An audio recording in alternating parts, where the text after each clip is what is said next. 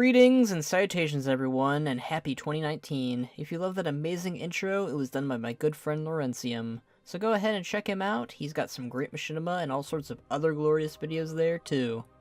Today's video, we'll be talking about the recent information found from 8.1.5 regarding the Horde and its future.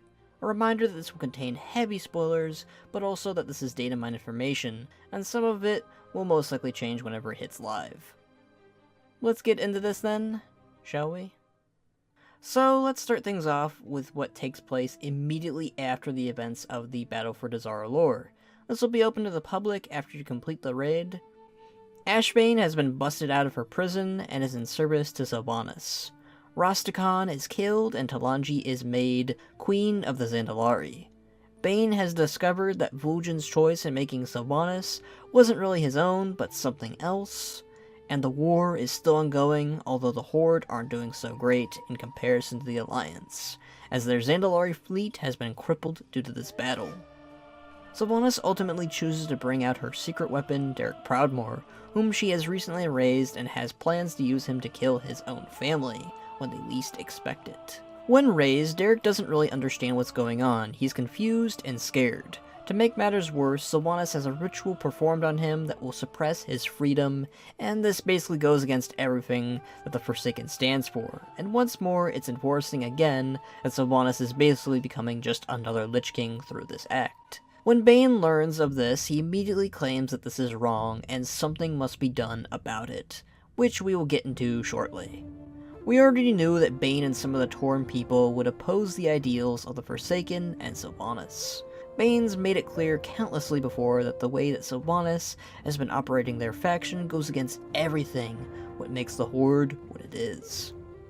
We've seen Baine disagree with Sylvanas on several occasions, like within Before the Storm, the Battle for Lordaeron, and even after Rastakhan's own death. All of this is finally taken to a head within the story of patch 8.1.5, where Baine and Zelling decide enough is enough and plan to save Derek from his fate. Now, Zelling was the Kultiran Tide Sage who became a Forsaken for the sake of his own family, and he'd later help out the Horde throughout its campaign against the Alliance, with his fellow Horde heroes. He to me was a very interesting Forsaken character that we really don't get to see much of in the game. He reminded me a lot of the Forsaken from the Desolate Council from Before the Storm, who still had a connection to their previous lives. Going back to the deed that Baine and Zelling commit together, much like the fate of Sarfang, you get to choose between reporting this to Sylvanas or keeping it to yourself. The choice doesn't matter too much since Sylvanas ends up finding out about how Baine and Zelling released Derek into the hands of Jaina and her family anyways. At the same time, this could also have been a part of her plan to deliver Derek into the Alliance's hands, and he's already been corrupted by Sylvanas to kill his family, which Jaina and Baine are able to set up thanks to Walira, which we learned in Before the Storm that's the same person Anduin and Baine were using to commune with before they had to close their ties. She lets Jaina know what is up and sets up a meeting within Theramore, and, well, repercussions are met to say the least. This is where Sylvanas calls for all of the Horde leaders to gather, and openly she makes an example out of both Baine and Zelling. Presumably, Zelling is killed and Baine is imprisoned for his actions, making him appear like a traitor to the Horde. Now, I personally am not surprised by Baine's actions here, and nor do I really condemn him for making this stand against Sylvanas. Really, what I think we should all be saying is, it's about time somebody else made a stand against Sylvanas. Like, this was a long time coming, and I would have been more surprised if Baine continued to do nothing about her. What we really need is more characters doing what Baine here just did. And while I don't think Baine is in any real danger, as I think Sylvanas knows that killing, or especially raising a leader of the Horde from death, would earn her even more iron and mistrust. Plus, Baine recently just got into doing things, and has gotten a new model, and there's plenty of developments still to be had with his character. So I think Sylvanas was smart in not killing Baine on the spot here, but I do think this move by Sylvanas will only make more of the Horde uneased by her leadership, and this will bite her in the coming future. Granted, she did this to try and stop dissent from occurring. I doubt it'll completely resonate with the rest of the Horde though. Now, we don't know yet what the other leaders of the Horde will think, but Sylvanas does plant some witnesses who are paid off to say certain things about it, more so to benefit her side of the story. Basically, she wants them to spread false information to the rest of the Horde to make sure nobody gets the wrong idea, or technically the right idea. I do think such characters like Eitrig, Rokan, Talanji, Rexar, Thrall, Sarfang, and Mela would have something to say about Baine's imprisonment, since they would probably lean more onto the side of him, I'd imagine. Really just that niche that cares about the Horde, and its honor and its identity in general, would probably oppose this regardless. And considering Voss and Rexar had a relationship with Zelling, I have the feeling those two won't be so elated about his death at Sylvanas' hands. This is of course under the presumption that he's killed, which may or may not have happened. I'm not really sure about the other races at this point. They could agree with Baine's imprisonment, or be more divided about it. The Blood Elves, Goblins, and Forsaken would probably be the ones to care the least about the direction that the Horde's honor is going, I'd imagine. It should be noted that Sylvanas was flat out going to control Derek's actions here, completely stripping his free will from him, which again goes against what the Forsaken stand for, which could open for a story for the Forsaken people to even oppose their queen. The Alliance is able to witness this as they spy on the situation from afar, stating that it was ruthless even in Horde standards. Meanwhile, with Jaina and Derek, he isn't able to return home just yet, but he still has plans to use his curse to benefit his people. Apparently, Baine was also able to tell him the truth with what happened while he was dead, which is quite a lot honestly. I'm guessing he didn't tell him everything, but at least enough to get by. I don't think he really needs to know about Wards of Draenor, that part he can honestly skip. It is interesting that Sylvanas was basically lying to him and all of the knowledge that was going on since his death in the Second War. I really wonder what she was telling him exactly of what was happening and, what he missed out on. There does seem to be some kind of acknowledgement that he might be meeting with Kalia or others who are dealing with what he's dealing with, to help him out. I had hopes that we'd be getting some form of interaction with her in the Horde, if there were plans to make her the new faction leader of the Forsaken, and it seems like Derek might be our best way to segue into that with Baine's actions here. Anyways, let's get right into the predictions with these recent developments with Baine. We'll get into Sylvanas shortly. One thing to consider with Baine, with him being out of the picture, is who exactly is leading the Tauren in his absence. We might get a similar situation that the Darkspears were dealing with when Vol'jin was presumably dead, where Garrosh had sent in his Kor'kron guards to enforce martial law within the Echo Isles, and Thrall had to take lead for a while until Vol'jin came back. Or maybe, like she was going to do with the Darkspears in Before the Storm, where she would install somebody with a like-minded set like hers, and somebody that she could easily manipulate. So maybe somebody like Magatha would possibly fit in Sylvanas' preference. Magatha was somebody who got along with the Forsaken, and she is the type of person Sylvanas would be able to mingle with. This of course would be extremely controversial for not only the Tauren, but the Horde as well, since Magatha was the one who orchestrated the death of Karen and several other Tauren villages. If anything, such a choice would probably divide the Horde even further. Really, when you think about it, the Horde is already missing several of its leaders, or rather, its three major leaders of the Horde. The Orcs are without Sarfang, the Trolls are without Vol'jin, and now the Tauren are without Baine. At least for the Orcs and the Trolls, they have Eitrig and Rokan acting as their de facto leaders, but with the Tauren, it seems kind of hard to figure out who is leading them right now. Hamul is somebody I'd heavily consider as the one to take leadership over, but he'd have to drop his duties in healing Silithus, and I'm not sure if Sylvanas would consider him worthy of the position, since he's more concerned with the healing of the wound than her war. I could see the argument of it being the Tauren's decision and not Sylvanas' too. It's kind of interesting because Hamul was the guy who brought the Forsaken into the Horde in the first place, and Sylvanas just does not like the guy and his peaceful motives. An idea that I had was finally adding in a novel character from the Shattering, Javon Grimtotem, as Baine's replacement leader, while he's imprisoned. Javon was basically the Grimtotem who defied Magatha when they were out to kill Baine after Karen's own death. Ultimately, he saved Baine's life, and he became one of the many councilmen Baine has in his inner circle. He's currently the leader of the Grimtotem within the Horde, who chose to stay with the Horde rather than going along with Magatha.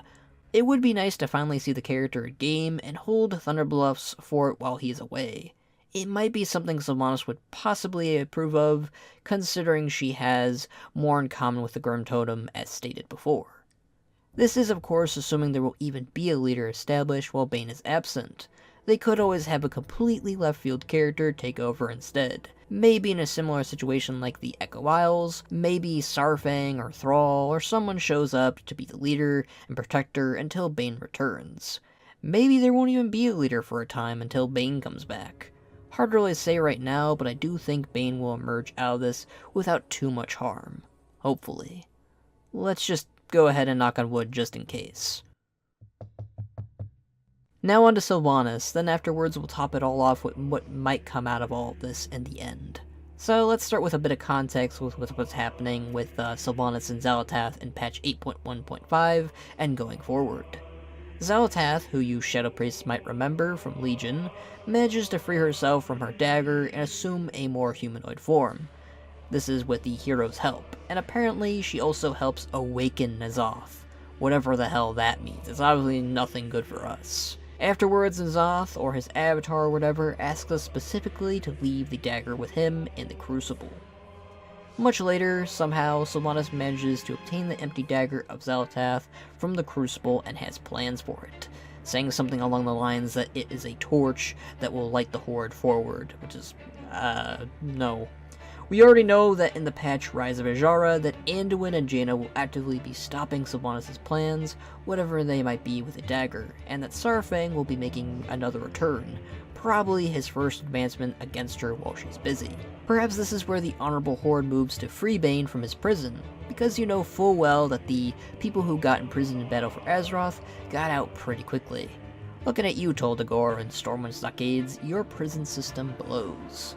This is where we could see what the other races and characters and leaders are in line with the Horde's values and such, which could ultimately lead into a great divide of the Horde faction once again, which could be more permanent than what the Rebellion led to.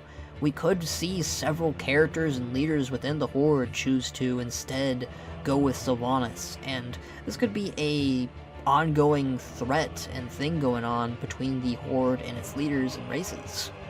Now, I'm personally getting major Garrosh and Heart of Y'Shaarj vibes from all of this War Chief using a Void weapon, and if I'm understanding this all correctly, Sylvanas is going to wield the power of N'Zoth by absorbing its power or somebody else's straight into the dagger. Really, you're taking some serious notes from Garrosh there, Sylvanas. Potentially this could be Azshara she absorbs, but given the name of the patch, Rise of Azshara, I'm under the assumption that 8.2 isn't the last we've seen of her. So maybe she'll use the dagger on her sister, Illyria, who's recently taken on demigods of the Void to her own being. Or maybe it's an entirely different old god or being altogether.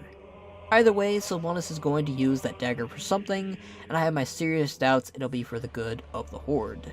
Maybe she uses it on a Year or Halia to assume more of a powerful Valkyr where she could, raise more Forsaken with that dagger or something, kind of go for a little tiny Frostmourne that she's going on there. I don't know. Even if Sylvanas ultimately saves the day, though, by sealing away N'Zoth into the dagger, we know already that Sylvanas' ultimate goal is to turn the world all into undeath, just like her, and she's already made great strides into doing that to most of Lordaeron, parts of Kul Tiras, and recently several of the Kaldari within Darkshore, which I assume she's going to amass her undead and Horde forces to attack Stormwind, which was her goal stated all the way back in the Before the Storm novel. And I think this dagger will only make this path for her much easier. And if not Stormwind, I'd imagine she'd be going for Odin in a year for the Valkyr once again. And like I said with the dagger, she could really empower herself with it and raise as many Forsaken and, Valkyr as possible to make her immortal forever or something. Not good. Not good for us. I'm also certain that this will be something that the Horde will also have to worry about as well at some point, with how often they've opposed Sylvanas and her ideals for the sake of their honor or families. To her, being Forsaken is a blessing that will strip you all of those pesky mortal crunches, a similar perspective that the Lich King himself viewed for the sake of keeping Azeroth safe, and, well, his, from like the Burning Legion and the Old Gods and, all those nasty threats that tend to invade Azeroth. The Horde to Sylvanas is just another weapon for her to use right now, and once its usefulness has ended, she'll not only get rid of it, but make it into her image. The Horde is on such a tedious path right now, struggling with what it is and who they should exactly follow. It is my hope by the end of this expansion that the Horde finally understands what it is and has a leader, or leaders, that can keep the faction mostly in check. You know, somebody like Thrall. I am a tad worried that we are retreading a lot of ground like we did during Mist of Pandaria, and even some ideas are almost copied from the expansion itself, but Mist was a good expansion, so I don't entirely mind, and obviously not everything will turn out like Mist of Pandaria did. But I believe that Baine's actions here with Derek will ultimately help out with what's to come after the war between the Alliance and Horde. Will there still be hatreds? Always. I'm expecting something with Tyrande and the Alliance and the Horde soon. I do not think she'll forgive Saurfang and the Horde for what they did to Teldrassil ever. But I think this moment within the lore will be remembered by the Alliance and the Horde. So, Blizzard went ahead and finally added in the dialogues that each of the Horde leaders says here. For the most part, I was pretty spot on with each of them on what I predicted on who would side with what and who would say with what, but I'm going to go ahead and leave the text here for you all to read per leader. The most interesting one for me was Overlord Gyra and what she had to say. Everybody else was, again, pretty spot on with what I was guessing, but Gyra's was the most shocking, in my opinion. So I'm gonna go ahead and let you guys read these. So yeah, enjoy this last-minute editing that I had to throw together on the 29th of January.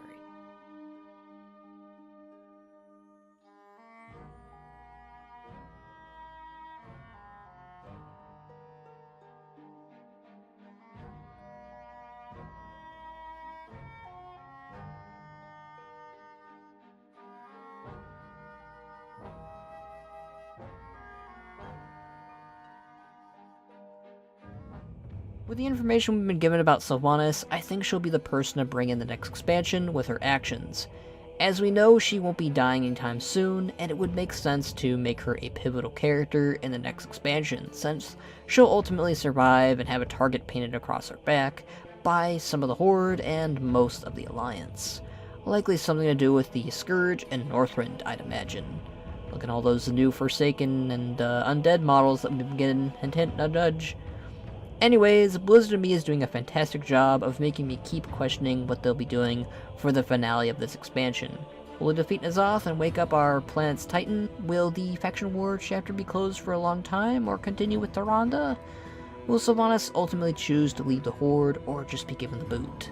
So many speculations to how this expansion could end, but ultimately we'll just have to sit patiently and wait. I think I'll be wrapping up here, guys. I'm Skull Shorties, thanks for watching, and hopefully you enjoyed my video. Tell me your thoughts on these recent developments with Baine and Sylvanas in the comments below. I'm personally fine with Baine's choices, since I don't approve of the tactics Sylvanas uses, but that's me, as I miss the old Horde and want it back. If you'd like to support me, go ahead and hit me up on Patreon, as every bit helps, or if you'd like to see more content from me more frequently, go ahead and check me out on Twitch or here on YouTube. We've been doing a lot more streaming of WoW here now. But until next time, guys, we're the Horde, and see ya.